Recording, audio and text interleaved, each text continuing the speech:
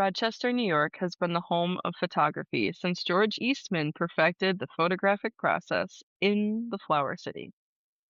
Eastman's success in analog photography created a booming business that turned into an empire.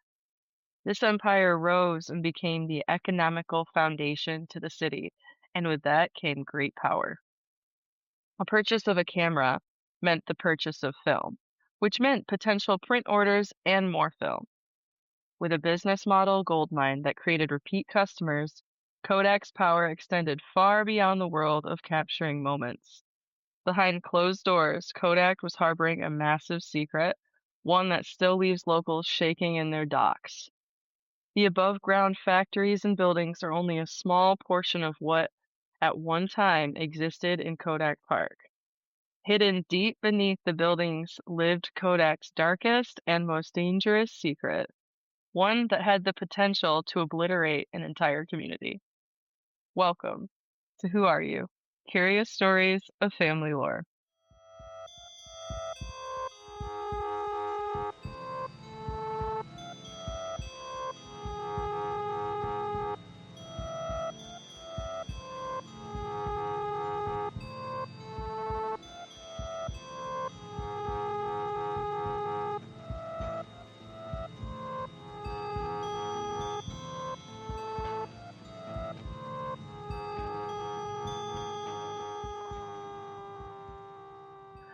I'm WIETZE.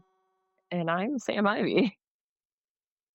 And today we're talking about something spooky, but in a different spooky way.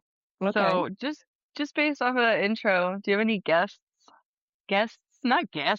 any guesses on what we might be talking about today? I have no fucking clue. Like, I know it's like Kodak and all that jazz, but like, I don't know what else. Like, did they have like uranium or something in the basement? Like, Oh my God, man! Ding, ding, ding! What the fuck? Like, I literally have no idea. Called it. I Called do it. that every time. In the basement, uranium. Like that's the summary of this whole story. I was great at Clue, man. That's all I gotta say. Oh my God. Well, you honestly, I know this. Your mom is a forensic pathologist or science. What did she go to school for? Forensic pathology. Yeah, okay. So there it is right there. Okay. You gotta pay attention to detail with that shit. So Context not that I'm a clues. few fix things. Yeah. Um, so I'm just gonna go over my chair is so squeaky. I guarantee you're gonna hear it, but um I'm gonna give a little bit of history of George Eastman. Then we're gonna talk about Steven Sasson, because he's pretty cool. He's cool, he's cool. Steve's cool. We like Steve. At least I personally like Steve. I won't speak for everybody. We'll see if we like Steve. Yeah. And we're gonna talk about history of Kodak, but it'll be a little bit kind of non-linear because all of the things that we're going to lead up to, these things reference. So it'll all make sense. So, who in the world was George Eastman? Well, he was the guy that saw wet plate collodion photography, which essentially was this really, really bulky form of photography in the 1800s after it was invented. This is going to be, we have talked about the history of photography in little pockets before, and we'll continue doing so because we're both photographers. But some interesting stuff to me is that George Eastman saw the wet plate process and he was like, oh, you need giant cameras that have these big bellows. It takes so long to take a picture. You have to basically bring your darkroom with you. You have to coat your plates. You have to use them when they're wet. The chemistry is expensive. There's a lot of it. It's dangerous. It's a lot to do photography. It's not something the average person could do. You have to be professional and you have to invest, right? So you have to have money. So it was kind of something reserved for the rich. And George was like, I don't like that. I want everybody to be able to capture their life because we all are mortal and we're all going to die. And think about not being able to take a picture. Like that was something that didn't exist. I think we are, especially people younger than us, have no idea what that was like. Yeah, exactly. Like, like I am privy to still be in the part of the generation that grew up through like the transition of that phase, I would say, through like our time, because like I was able to be born early enough and still dabble in childhood without technology being a huge driving force, but also I watched technology, I'm older than fucking Google. Like I watched it take off. I will never forget the day my dad brought in to our house a computer. He put it in their bedroom. And I was like, what is this? I remember being like, what is this if it's not a TV? What could it be? When my dad brought in his computer for the first time and it had actual like, the video call where you had to get the webcam, like the little attachable Mm-hmm. webcam for the computer and everything, I remember having my mind so blown, being like, holy shit, like this is the thing. Yeah. We can like I can see you when I talk to Right. you. Oh my God. That was insane. And it gets crazier than that because as we'll see, digital technology is a lot older than we know. And that is because of Kodak.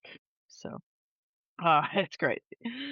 Oh, and all of this is allegedly. These are all from sources. We'll link our sources. But so George, he wanted everybody to have access to photography.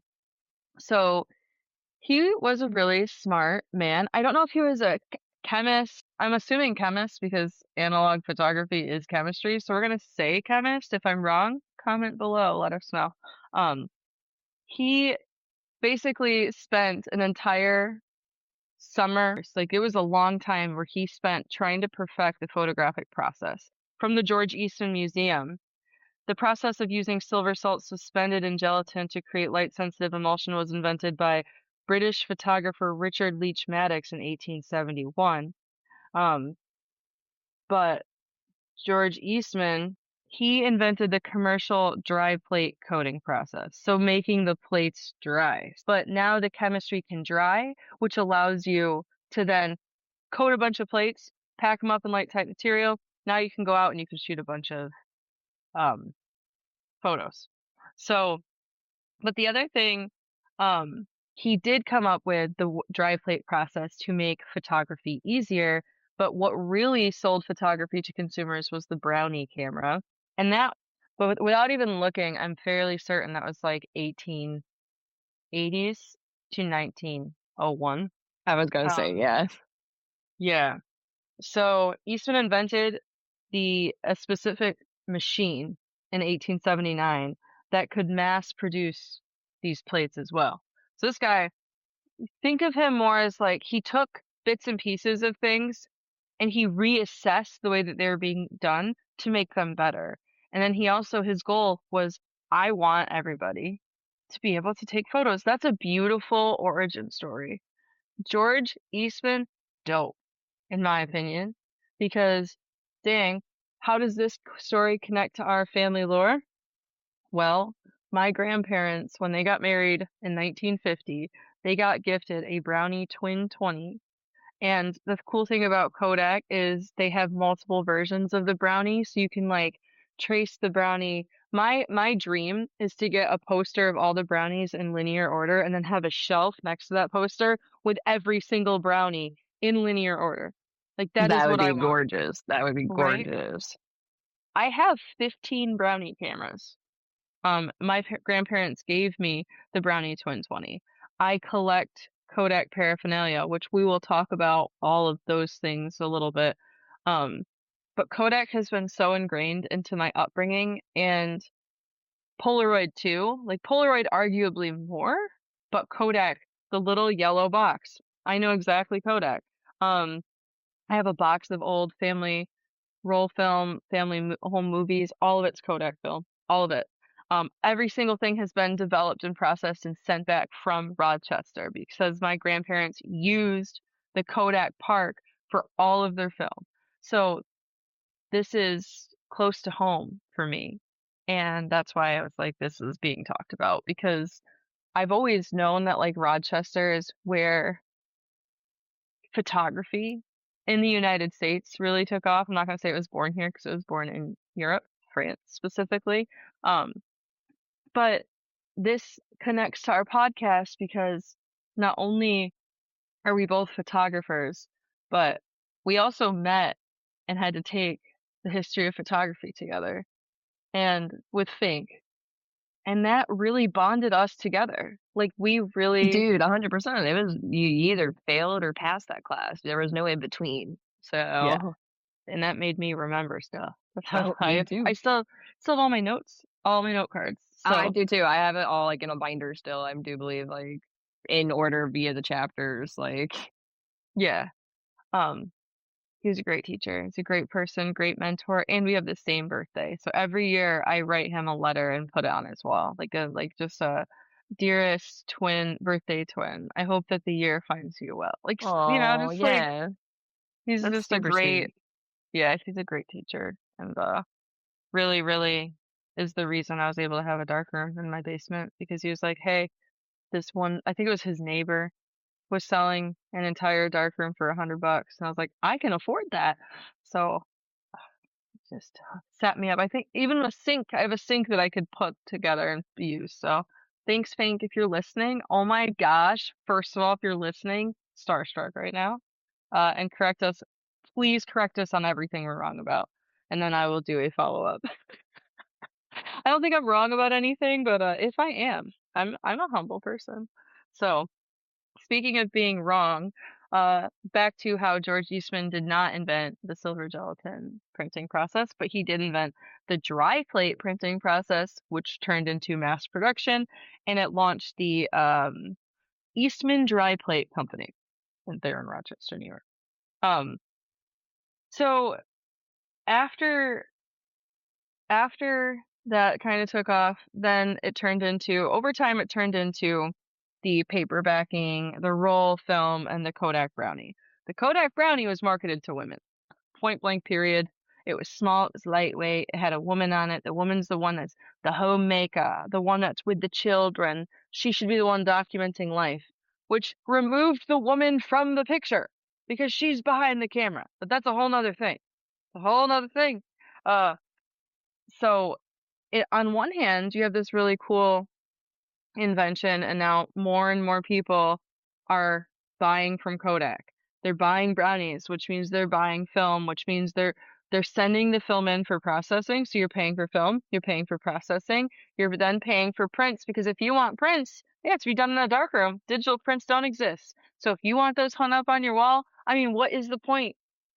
You have to have prints done. So they're making bank. So that allows them to come up with more cameras. Um, Kodachrome was a color printing film that freaking blew everybody's mind. I believe in the 30s. It's still some of the most beautiful film you can get. Um, so they're making money. They're happy. They're getting a lot of power. I mean, they're the only place where you can get these cameras, you can get this film. That's where it's at during, the 20th century. But I know from the darkroom experiences I've had that there's a lot of water that gets used. There's a lot of chemistry, stinky, dangerous chemistry that needs to be carefully handled. And your silver, and your fixer, you need to take that to a silver just what is the word when you're getting rid of something? Disposal. Silver disposal place. Yeah, there's a word for There is it. a word. I can't think of it right now. I want to say depository, but that doesn't sound right. No. So we're just gonna say a silver, yeah, what you said, to get rid of it. So my brain was like, how in the world, if you're like mass producing dangerous chemicals, because film is beautiful, don't get me wrong. It's a gift. It's a beautiful thing, but it is very dangerous to the environment, especially if left unchecked at a large scale. So, before we jump into that, I want to tell this little side story about Steve Sasson because, or Sasson, it's Sasson, Steven Sasson, because this is a part of the history of photography that I don't think a lot of people know about. And so I just want to shine a little light on Steve here. So you have this empire. It's 1975. Kodak is in their golden era. They're billionaires, probably. I don't know, at least millionaires, but I'm pretty sure, they have been absolutely loaded, making bank. And then you have this little engineer dude, Steven, is a younger guy, and he's just quietly for 2 years working on creating a digital camera. It's 1973. He just has this idea. This is 1973, and this dude had this idea. So by 1975, he had created it, and he took the first digital photograph on this camera. And this camera was the size of a toaster oven, and I have a picture of it for you. Um, it looks like it looks almost like a Polaroid um Spectra or Polaroid, like one of the It point. looks like a Polaroid mixed with an easy bake oven. Yes, and I'll post this. But that's the photograph taken from it right That's next to cool. it. Yeah. Oh wait, no, that's not the one. This is the photograph taken from it, and then they would display it on a TV. That's still cool though. Yeah. So it was a black and white 100 by 100 pixel, so 0.01 megapixel image shot of a lab technician. And because it didn't lack a screen, the image data was recorded onto a standard cassette tape. So technically still analog, taking 23 seconds to process, but then it converted that information to digital and displayed it on a screen. I still don't understand how, but wow.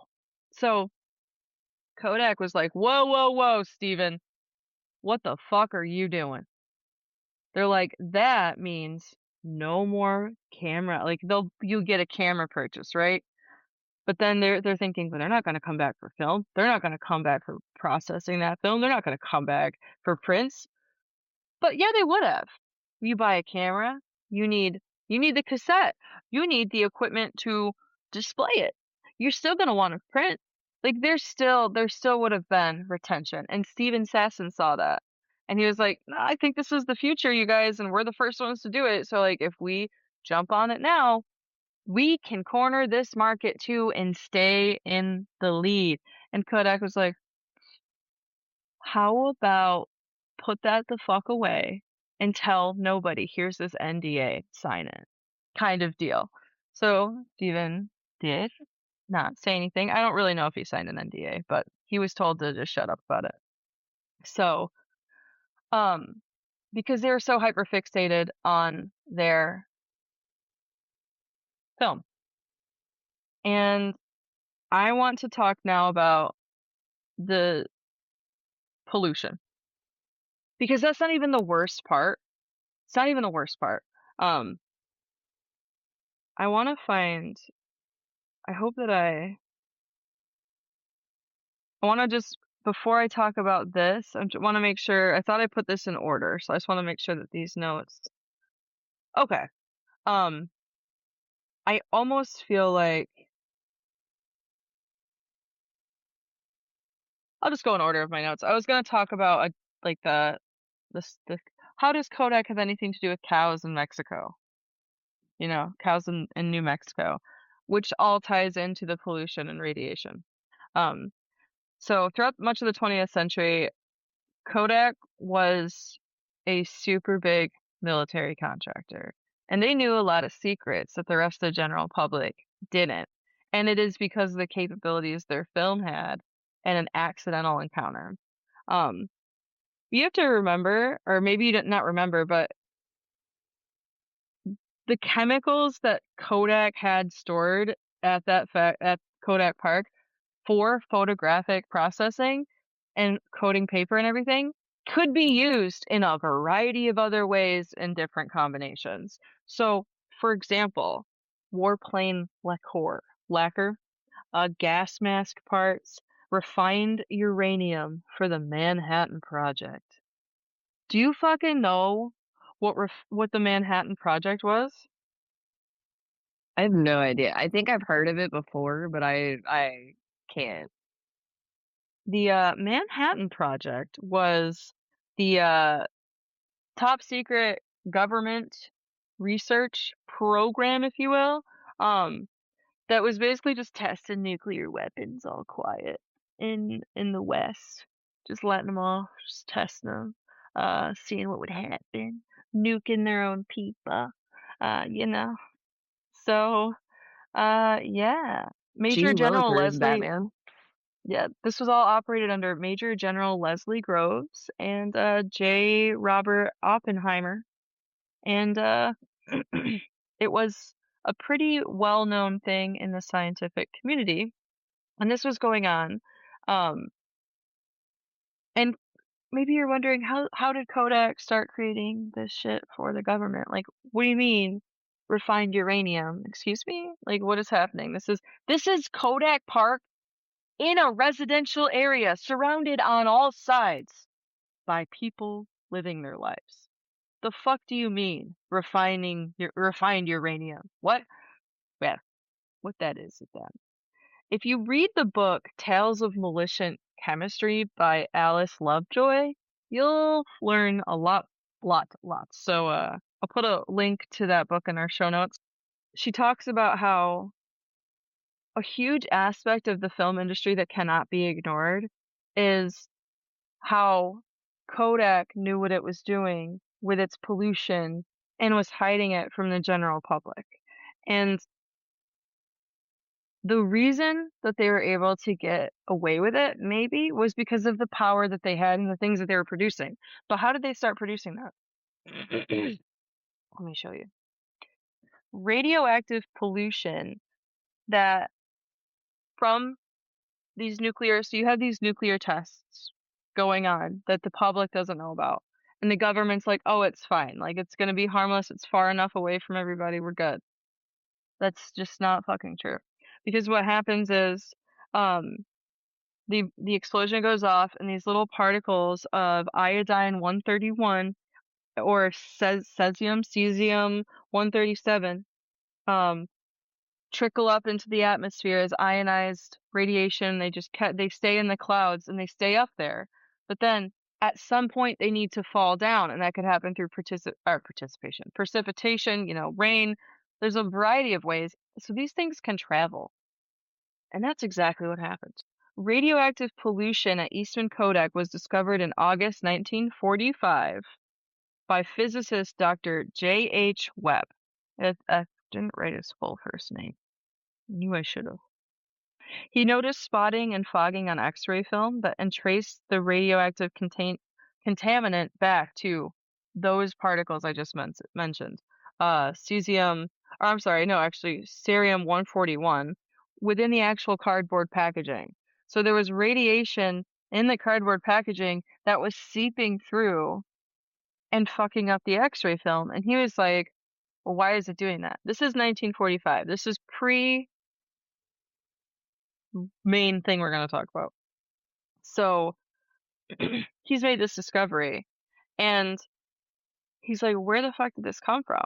So, and it's unused X-ray film. So hypothetically, it should be stored, it should be sealed. And this goes back to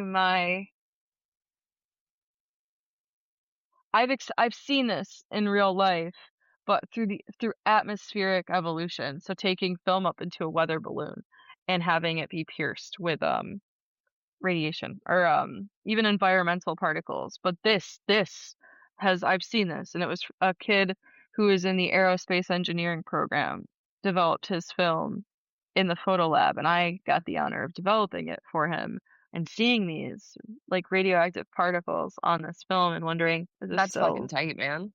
right? I wish that I knew like how to get a hold of that kid to be like, hey, what are you doing with your life? Because you had some ideas. He was cool. Um, so Julian H. Webb. So this guy's name was Julian, and he worked on the Manhattan Project. So the Manhattan Project was previous, so he's not working on it anymore. Again, the Manhattan Project is in the West. I believe it's in New Mexico. Somewhere out there. I'm not totally sure. This is upstate New York. This is very far away. And he was able to trace the cardboard was manufactured at a mill, this is wild, in Indiana, using straw pulp. Rainfall from the Trinity nuclear test in New Mexico, so it was New Mexico. Um, and it had just concluded a month earlier. So there's still tests going on, but he is a keen or knows what radioactive particles look like because he worked on the Manhattan Project. So this was a separate nuclear testing thing that was going on. Um, and essentially that straw, that was the pulp from the straw, is was drinking up radioactive water, and those radioactive particles just grew inside the straw. So when it was harvested and processed, it's radioactive because the nuclear weapons testing that was raining down from the sky in the form of rain shit on all the straw. And then that was used. That's one thing. Um, that that's with the packaging. But another thing that happened is, so we mentioned silver gelatin, right? Gelatin comes from animals. It comes from bones. So if you're vegan, you are probably not a film photographer. But these cows were grazing, and essentially what happened was they ate radioactive things because of these nuclear tests. And that gelatin, same situation that happened with the straw. The gelatin was different. So like there was the gelatin that they used for the paper and I think for some film. And customers were complaining that like the paper was acting weird, there were marks, there were streaks, like it wasn't the same. And they were able to trace it to radioactivity within the gelatin because of what the cows were eating. So, and you got to think, we are also like, we're harvesting meat from cattle farms close to this vicinity, we were at the time. So this is just what gets traveled through the air. And this is for things that we're not eating or consuming, but those cows we do eat and consume. And so if they're eating the grass or they're eating the straw that's radioactive, now they're radioactive. Then we eat the radioactive material. Now we are radioactive. What the fuck? It's just so terrifying to realize how little care was being given to everybody in our country for the sake of nuclear weapons testing. Yeah. I mean, but they had to figure it out somehow, I guess, like they had to have no restrictions to figure out the restrictions. It's still Yeah. crazy though to even think that like they had to start off like that, because when you think about things that are already been in place, like chemical researching and nuclear warfare and shit like that, you don't think about where it started, like where the Yeah. conversation started and like how it got to the point where it needed to be regulated, like we just talked about how Yeah. like when we're there. Right. And I feel like I know it's not the same thing, but I feel like AI is going to be similar. Right now it's like blowing up. Everybody's all for it, but it's not regulated. It's rogue. It's making the 1% richer. And it's wild to me that the working class, regular ass people are so gung ho about something that's stolen from them and is going to be paywall blocked. And we could talk about techno feudalism all day, but that's not what this episode is about. I'm just saying everything, like you said, has an origin. And in the beginning of things, there's less regulation because people don't know what they're dealing with. So totally, that's a good point to make to play devil's advocate. Um, so basically what happened though, so Kodak now has this knowledge of these particles just polluting everywhere, fucking up their film. Well, they're mad. And they're like, hey, government, we see your radioactive particles on our film. You're fucking up our film. Our customers are getting mad. We're gonna lose money. Stop that shit. And they were like, no, but keep it a secret and we'll contract you out to make us fucking stuff like warplane lacquer and refined uranium and other stuff to help us fight a war. So Kodak was like, yeah, that'll make us more money. That'll make up for some of that shit that happened, which honest to God, seriously, Kodak, like that was your worry. And now this is in 75. So George Eastman passed away, let's see, because George Eastman is not to blame totally. Unfortunately, George Eastman did pass away from ending his own life, and he left a note that was like, "My work is done." Basically, like, why stay? My work is done. Just like done. I'm over it. Had he stuck around a little bit longer, perhaps none of this would have happened. Because in 1932, this is before the radioactivity was discovered. This is before there's agreements with the military. Now, there could have been like some things going on in the background, military, like aid wise, but as far as I can tell, this event of finding, my God, of finding the radiation is really what gave Kodak that power. That like, oh, if we keep quiet, we'll get contracts. So all right, the all of this, I want to just talk about the radioact or the pollutants in Kodak, like from Kodak Park, because that's gonna make the thing in the basement that much more ridiculous. Basically, what Kodak did was they took all these chemicals and they just dumped them into the Genesee River. And those are cancer-causing chemicals. Those are chemicals that could cause pancreatic cancer in women, which it did. So over the course of 20 years, essentially, you saw a cluster of heightened childhood cancer, pancreatic cancer in women, like clusters. School 41, I believe. The teachers started complaining because they're like, our kids are getting sick. They're getting these crazy diseases, like, and they were right next to Kodak Park. And Kodak was like, well, that's weird. We don't know why that's happening. Meanwhile, they're falsifying their environmental reports, underreporting how many things they're dumping. And so all of their secrecy and their power was destroying the environment and nobody was holding them accountable. So in the 1940s and 50s, Kodak disposed of low-level radioactive waste in a local landfill. By 1990, the company had repeatedly been cited for mishandling hazardous chemicals, including failing to report toxic spills, illegally discharging solvents into the city's sewer system, and flouting air pollution regulations, meaning just completely like disregarding them, like no air pollution regulations. People living near the factory began to notice clusters of rare diseases. I fucking hate that word. The imagery that it comes into your head and Yes. stuff, I get it. Yeah. In 1994, Kodak agreed to an $8 million settlement to repair leaking sewers that had carried industrial waste beneath the city. That sounds great, right? That sounds great, 8 million. This $8 million, this was millions. I mean, like double digit, 20 million minimum, just to start. Like this was not enough money to repair the damage that they have caused. This just is not enough, and they took hardly any accountability for it. Um, so according to an environmental working group report released in 1994, during the first half of the 90s, the company released more recognized carcinogens into the water than any other polluter in the state of New York.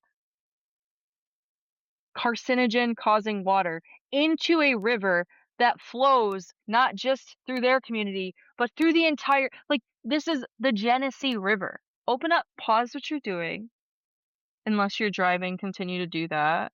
Don't pause that, but just Google Genesee River and just see how long that motherfucker is and see what it connects to. Because that's the other thing. It connects to Ontario. Lake Ontario. It was just leaking all of this shit into Lake Ontario, Ontario Beach State Park or Ontario Beach Park. That's a beach where families go to swim. So they're swimming in the radioactive material and then they wonder why they're all sick, why their child has cancer. Like, I will not, we don't swim in Lake Ontario. Like, we don't swim, we don't touch that shit because I don't know what's still there. I don't trust Kodak. This is a new development for me. This is hard for me because I love George Eastman and I love the origin of Kodak and I love the potential of film and what it has done for my life. But it is so hard to ignore the amount of things that Kodak did with no care for its consumers. Like, you don't give a shit about the people supporting your business because you don't give a shit that there are children dying painful deaths in your community because you want to make a buck. Sound familiar? It's just like, holy fuck. Um, so yeah, I hate that. Um, so now that we've talked about that, um, the final thing I wanted to talk about, because when I thought it couldn't get any worse, it did. Um, all right. So back in Kodak Park, there the buildings are all numbered, and there's hundreds of buildings. There's not as many now, um, because as the film industry started to decline, the need for such a big facility was reduced, and a lot of contracts were ending, and so they needed to remove things out of there. And so in two like in the 80s, they started to do some demolitions with TNT. So they were just blowing up buildings left and right to downsize because they didn't need it. Um, didn't tell the public they were doing it. They started doing it, so everybody's like, "What the fuck are those sounds?" Just Kodak blowing up buildings, because doing whatever the fuck they want. And so while this was happening, deep below building number 82, right in the center of the campus, just like not too far away from Lake Avenue, which is one of the main roads that runs by Kodak Park. Um, there housed a Californian neutron flux multiplier, or a CFX. Do you know what that is? No, it sounds like some Back to the Future shit. It is a refrigerator. It is a refrigerator-sized nuclear reactor. What the fuck? Yeah. And this nuclear reactor was just chilling beneath the explosions as they were happening. And Kodak didn't tell anybody. Later on, they were like, "Oh, it's totally safe." Bitch, if it was totally safe, you would have got the permits to do that. What the fuck? They just did that? Meanwhile, the entire community is just living their life being like, "Oh wow, they're exploding things," without the knowledge that there is a nuclear Yeah. reactor To, like, in realize that at their. any point, like, you like, that snap. No, they didn't tell anybody. Nobody knew. Um, so this reactor was in Kodak Park from 1974 until 2006. Uh, the it used highly enriched uranium for material testing. So it was used for testing things. I don't know. They didn't give very much information about what it was used because not a lot of people know. It's not really public record other than they had military contracts. So I don't know what they were doing with that. Um, nuclear power, I don't totally understand how nuclear power works. There is currently talks of a nuclear power plant being put into Kodak Park to help power AI data centers. This is what the world is turning into. And this is what it's always been. It's just now they don't give a shit because they're like, there's nothing you guys can do about it. And that is kind of true. And it's so shitty. It's But so disheartening too. Like, yeah, yeah. ah, Um, and the kicker for all of this, maybe you're wondering, how do you know this, WIETZE? You know, like, how do you know that this happened? Well, it was taken out in 2006. You know, Kodak has been sued tons of times. They're still trying to clean up after themselves. They post on social media, like I went to their Instagram page and stuff, and every now and again you'll see like an environmental post. And I'm just like, that's not enough. You can't just fucking post about it, dude. Like, there are still people who are dead, who died and didn't get to live a full life because of your bullshit.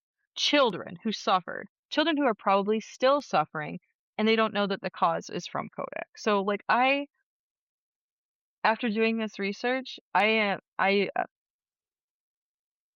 don't know what to say. I don't know what I'm gonna do with my film. I don't know.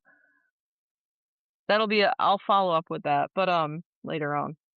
But, it wasn't until 2012 where an old employee from Kodak was being interviewed and just happened to mention how he worked in Building 82, and one of his jobs was to check on the nuclear reactor. And they're like, what?" And he was like, "Oh, shit, nothing."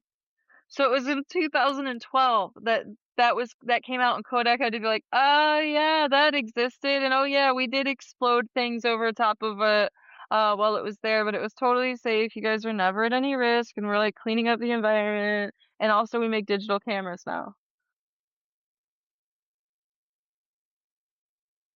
Dude, what the fuck? That is the biggest, like, smoke screen, like, "Hey, we're gonna do some shady shit over here, but we're gonna distract you with shiny new stuff over here." Yeah, and it's like, okay, guys, they finally came out with the digital camera after their competitors did, because the difference was Canon and Sony specifically. Sony is the pioneer in digital. Like they were like, we're gonna run with this. And then they ended up buying Minolta's rights to Minolta. So my first digital camera was a Sony because I was able to use all of my Minolta lenses with it. That shit's dope.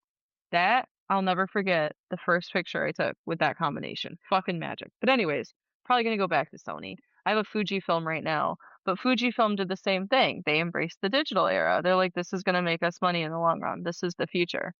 That is not to say that every new advance in technology should be supported, like AI. Digital is different than AI. That doesn't get rid of your critical thinking skills and your autonomy as an artist and creator. It just helps you do it cheaper and in a more environmentally friendly way. Now, I'm not going to get into like the environmental factors of digital photography, but when you compare it to film, it is a lot better. And you're not supporting a company that gave children cancer in their own community. I can't get over that. I I can't get over, like, the lack of owning up to it when you got caught, you know? Like, okay, like, you, like, went years and, no one found out, but, like, the moment it did, like, start eating that piece of humble pie, man. Start, showing that you're so sorry. Create funds for parents and families affected by, like, chemicals, Like, you have all these billions and millions of dollars that you got based off the public. Do something for the public so you can have a benefit for them since you fucked them over so much. Yep.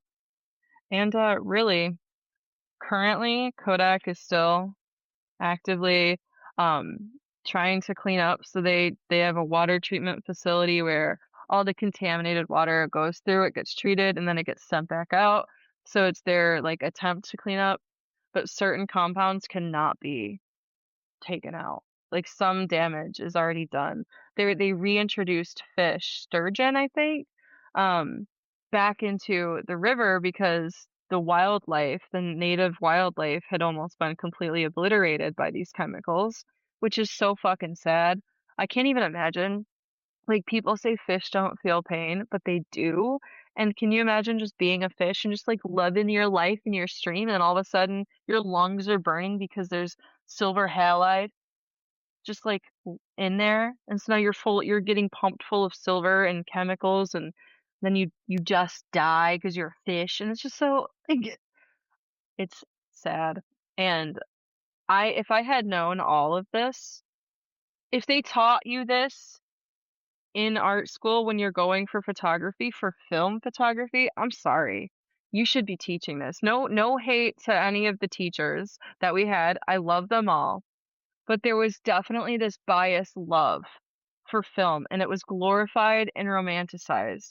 When I'm a realist, I use art to escape, but I want to make art that makes the world better. I want to contribute to make healing the planet, supporting. You wanna be a solution, not a problem. Yes.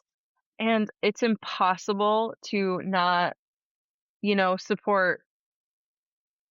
Like, we all want to be perfect in what we do. I don't wanna support child labor. I don't wanna support fast fashion. I don't wanna support a company that, you know, marginalizes people and dumps pollutants knowingly for decades into the water source of their community, into the air, like knowing that the entire wow, the entire country is being poisoned and radiated essentially, and you say nothing because it benefits you, uh, feels really disheartening.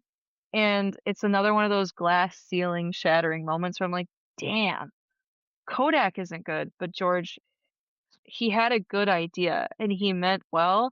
And for a while, Kodak, I'm sure, was great.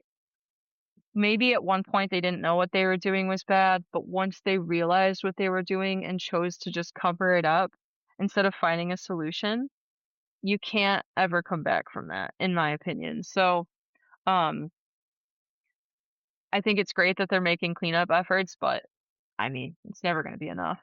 No, it's too little too late at this point. Like, you've already done enough damage. You're just trying to do it to save face. You're not even doing it to really help out. Like, Yeah. I You're can't not, stand greed. yeah, you're not sorry because you're sorry because you got caught. And that's a very different thing. Um, so that is, that's it. That's all I have, about Kodak's nuclear moment. So, Fucking intense, man. Not what I saw, like, it going. Not where I thought this was gonna go. We initially talked about the episode, but I'm not mad at it. I think it, brings a good light onto corporations and how even our ignorance and bliss to things that we love, like photography, can be harmful. Like it's good to be aware to know like what you're doing and know that all your actions and what you do has consequences, whether it's good or bad. There's always the give and the take. yeah, So whether you're producing something, it's also taking something away. yeah, yep. And so that is it. And my one last thing I wanted to say, last week the episode that we talked about, I shared that story of my mom and that painting. And I just want to, I really, went back and listened to it. And when I was editing it, I was like, oh man, uh, the episode Transmutation of Pain. I talked about that painting for my mom. My mom was an amazing mom, and she was not treated well in her life. And I don't care what anybody says. She was not treated with the love that she deserved, and she had a lot of traumatic things happen in her early life that contributed to her inability to cope with really, really real stressful life things. And I was angry when I made that painting and I was angry at her, like I mentioned, but I think it's really, really important for people to know that my mom was the most amazing person I have ever met. She was an incredible human being outside of being my mom. I was not able to see her as a full human when she was alive and when she was sick. I couldn't see her as somebody who was suffering. I saw her as my mom who is doing something she shouldn't do. And so I want to really reiterate that if you're suffering with addiction or you know somebody who is suffering with addiction, alcohol or drugs or whatever it is, that is not them. That is not who they are. That is the addiction. That is the disease. They are sick. No matter how angry you feel, it is not their fault. It isn't. And I know that, oh, you can say, oh, they decided to pick up the drink. They decided to take the drugs. No, they may have. Okay, sure, let's hold them accountable. But after a certain point, it is a disease. It is an illness and it needs to be treated as such. And if I had shown my mom love and compassion instead of anger and resentment and distancing myself, maybe she could have been saved. Maybe if all of the people who knew her came together and said, she is sick, this is not her fault, we need to save her, then we could have. But instead, we let her drown. She drowned alone in her room, and she died alone underneath a dog blanket. And that is something that I think is just, I want to say, because I felt like I wasn't giving my mom the You weren't giving her that positive. balance, you know, it was seen in a Yeah, very negative light, and that's not how you want your mother to be seen, because at the end of the day, exactly. she isn't perfect, she wasn't perfect, we are all human. Even though she was developing you and your brother's lives, she was still trying to figure out who she was, you know, still trying to grow up and evolve as a person as well, without a handbook, without having to do anything of this before. So, Yeah. Yep. And that's well said, man. So, with that little bow on, and that is all I have. So, never yeah, stop asking Matt, yourself. who are you? Who are you? That's good. That's good. Maybe double check who you're buying your film from. Just like maybe do a little research. Decide for yourself what you think. So, bye. Nice.